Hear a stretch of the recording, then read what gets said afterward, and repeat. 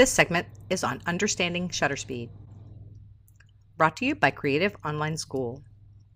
Shutter speed is basically a time value. It's a length of time that your shutter stays open. So when you take a photo and you press the shutter button, a shutter curtain actually opens and then closes. Most of the time, it's really fast. You hit the button, you hear click, click, and your photo is taken. You may have noticed a lag at times where it's not so fast, and that's really what the shutter speed is. It's a time value of how long that shutter is going to stay open. Here's a visual of what shutter speeds look like. At the top left, you see 1/125. That's 125th of a second. On the top right, you'll see with semi-pro or pro cameras that you're just going to see the number, but it's 1 over whatever that number is. So that's 2/100ths of a second at the top right. So it's always a fraction, unless you see it or not, unless you see these hash marks. That's actually a 6-second exposure. On the right here, where it has the hash mark in between two numbers, that's actually acting as a decimal point. So that's 0.8 seconds. Some camera models do that, others show the decimal mark. But that's not an 8-second exposure, that's 0.8 seconds. So how do you change your shutter speed? You're going to rotate your command dial. On a Canon, your command dial is going to be right above your shutter button. So you'll rotate that with your forefinger, and you should see on the display of your camera that you're moving your shutter speed, which is typically to the left of your aperture. Nikon is a little different. The command dial is on the back, so you're going to rotate that with your thumb. And as you're rotating that, you should see that you're changing your shutter speed, again, to the left of your aperture, as shown here. So as you're rotating that command dial, you're changing your shutter speed.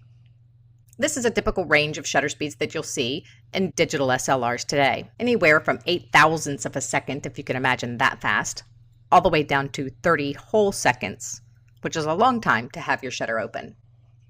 So really we're talking about light with all three of these pillars of exposure, but before we talk about light with shutter speed, we'll want to talk about the effect that it has. So if you've had problems with blur in your images, shutter speed is your culprit. Faster shutter speeds are going to freeze motion. Like this image taken at 2,000ths of a second, you see the quarter dropped into the water and the water splash. It is a frozen moment in time. On the right, you see a slow shutter speed where you see the tail lights of the car are blurred. And that's a 2-second exposure. So the impact of changing your shutter speed really has impact on freezing your motion. So it's really why we make decisions on shutter speed, but of course it affects light as well. Here's a visual to give you an idea of the impact of shutter speed. The waterfall that you see here, taken at 250th of a second, shows pretty much the water droplets being frozen as they fall down. In the next image, taken at a 60th of a second, you start to see some motion blur. Even slower than that, at a 10th of a second, you see even more blur. And a 1-second exposure, you see you're starting to get that silky waterfall look that you may have seen before. So really, how do you know when you're freezing your motion? Well, it depends on your subject and how fast they're going, but this is a typical guide that may help. At 250th of a second and faster, you're pretty much freezing motion. That was intentionally the first slide of the waterfall.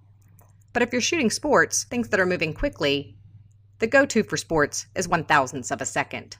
On the left side, at a 60th of a second and slower, you will have motion blur. In fact, it may be so slow that you're going to need to be on a tripod to avoid camera shake blur. That was intentionally the second slide. At a 60th of a second, pretty much anything moving will be blurry.